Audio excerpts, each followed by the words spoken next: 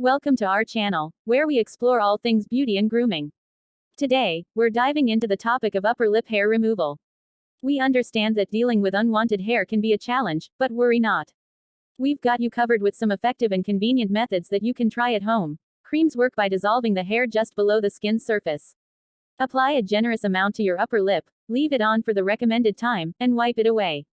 Be sure to follow the instructions and do a patch test before using. Remember, everyone's skin is unique, so it's essential to find the method that works best for you. And don't forget to moisturize. That wraps up our guide on upper lip hair removal methods. We hope you found it helpful and informative. If you have any questions or suggestions, please leave them in the comments below. Don't forget to subscribe to our channel for more beauty and grooming tips. Thanks for watching, and until next time, stay